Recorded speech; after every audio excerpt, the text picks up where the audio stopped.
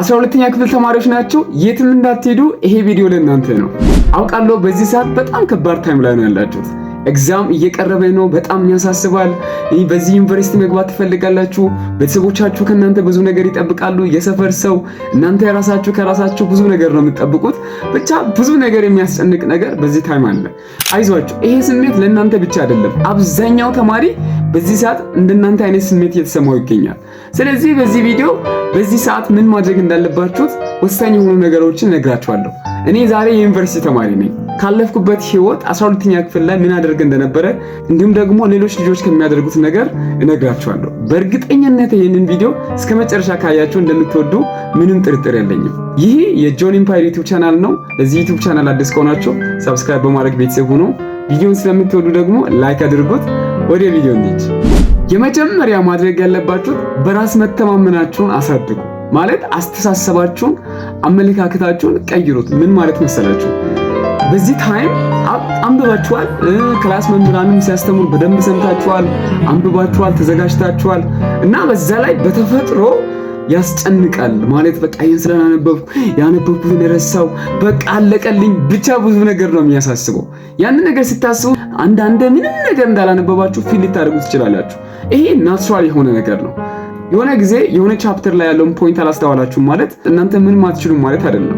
ኤግዛም ውስጥ ገብታችሁ ስታነቡ ያ ነገር ሊመጣ ይችላል ማለት ነው። ስለዚህ ይሄ በቃ ሊወድቅ ነው፣ በቃ አላነበብኩም መሰለኝ፣ አለቀልኝ፣ አይሆንም ምናምን ያላችሁት እንዳትረበሹ። ይሄ ኮንፊደንሳችሁ ላይ ይመጣል ማለት ነው። በቃ አልችልም፣ አይሆንም ማለት ነው ምናምን ብላችሁ ካሰባችሁት ኮንፊደንሳችሁ እየቀነሰ ይመጣል። ትረበሻላችሁ። ኤግዛም ፔፐሩን ገና ገብታችሁ እያያችሁ ተረብሻችሁ ጥሩ ውጤት ላታመጡ ትችላላችሁ ማለት ነው። ስለዚህ እስካሁን ከኔ የሚጠበቀውን ነገር አድርጌያለሁ፣ እግዚአብሔር በዚህ ላይ ደግሞ ይረዳኛል፣ እኔም ያነበብኩት ነገር ስመጣ እሰራለሁ ብላችሁ ፉሊ ኮንፊደንት መሆን አለባችሁ ማለት ነው። በቃ ይሄ እንዳትረበሹ፣ አትረበሹ፣ አለቀልኝ እንዳትሉ፣ በቃ እኔ አልችልም ምናምን እያላችሁ ኔጌቲቭ የሆነ ታውት ለአእምሯችሁ እንዳትናገሩ። ያንን በማድረግ ምንም ነገር አትጠቀሙትም፣ ይበልጡን ይጎዳችኋል።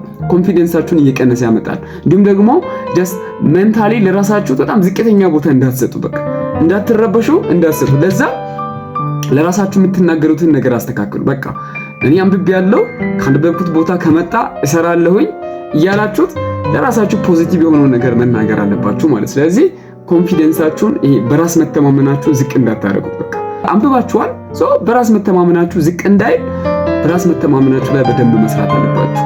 በራስ መተማመናችሁ ዝቅ እያለ ሲሄድ በቃ እንደማትችሉ ነው ማይንዳችሁ የሚያስበው።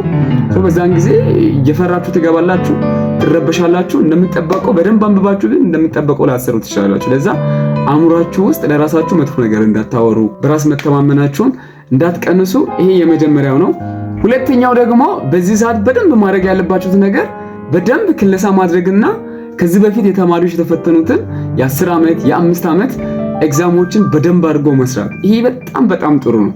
በዚህ ሰዓት ሌላ አዲስ ምዕራፍ ያልጀመራችሁትን አዲስ ምዕራፍ እሱ ላይ ከምትጨነቁ እስካሁን ያነበባችሁትን በደንብ መከለስ፣ እንዲሁም ደግሞ በደንብ አድርጋችሁ የባለፉትን 5 እና 10 ዓመት ጥያቄዎችን በደንብ አድርጋችሁ ከሰራችሁት ይሄ ነገር በጣም ውጤታማ ያደርጋችኋል።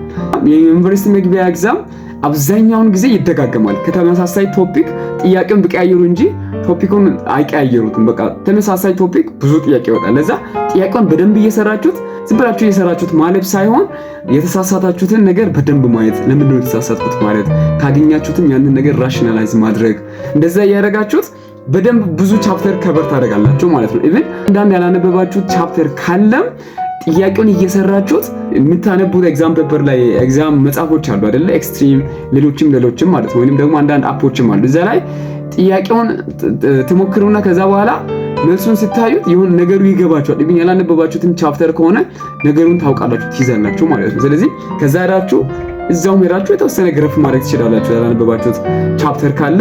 ለዛ በደንብ ክለሳ ላይ ፎከስ አድርጎ ፕላስ ደግሞ ጥያቄዎችን በደንብ አድርጋችሁ ስሩ። በተለይ ጥያቄ መስራት ላይ እንዳትደራደሩ፣ በደንብ አድርጋችሁ ጥያቄ ስሩ። እሱ ነገር በጣም ይጠቅማችኋል። ይህን ነገር ማድረግ እንዳትረሱት፣ በጣም ይጠቅማችኋል። ሶስተኛው ነገር ደግሞ በዚህ ሰዓት ጤንነታችሁን በጣም መጠበቅ አለባችሁ። ምን ማለት ነው? አንደኛ አካላዊ ጤንነታችሁን፣ መንፈሳዊ ጤንነታችሁን፣ አእምሯዊ ጤንነታችሁን መጠበቅ አለባችሁ።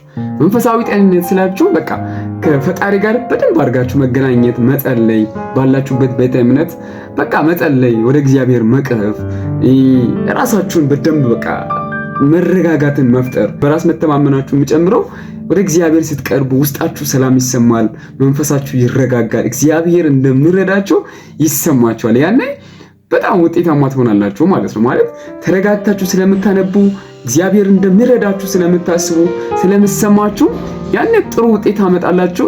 ያነበባችሁትን ያህል ትሰራላችሁ፣ እግዚአብሔርም ደግሞ ያነበባችሁትን ይባርካል ማለት ነው። ለዛ መንፈሳዊ ጤንነታችሁ ላይ በደንብ ፎከስ አድርጉ።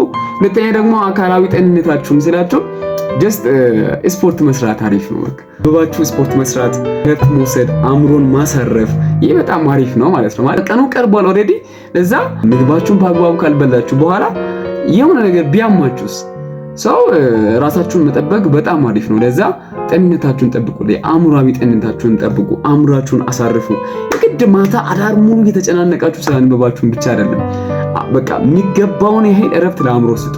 መተኛት ያለባችሁትን ታይም ያህል ተኙ፣ አእምሮአችሁን አሳርፉ፣ ረጋ ብላችሁ አንብቡ። እግዚአብሔርን በዛ ላይ ስለምትይዙ ውጤታማ ትሆናላችሁ ማለት ነው። እና ለዛሬ የነበረው ሐሳቤ ይሄ ነው። እንደሚጠቅማችሁ ተስፋ አደርጋለሁ። ሌላም ደግሞ እንዲሰራላችሁ የምትፈልጉትን ነገር ኮሜንት ላይ አስቀምጡ። ሰብስክራይብ ማድረግ እንዳትረሱ። እወዳችኋለሁ። እግዚአብሔር ይረዳችኋል። በርቱ። ውስጣችሁ የተሰበራችሁ በደንብ ተጽናኑ። ወደ እግዚአብሔር ቀርቡ። የቻላችሁትን ይሄን ሞክራችኋል፣ እግዚአብሔር ደግሞ ይረዳችኋል። ሌላ ጊዜም ደግሞ ሌላ ቪዲዮ ሰራላችኋለሁ። በሌላ ቪዲዮ እስከምንገናኝ ድረስ ሰላም ቆዩ። እወዳችኋለሁ። አይ ላቭ ዩ ሶ ማች። ባይ ባይ።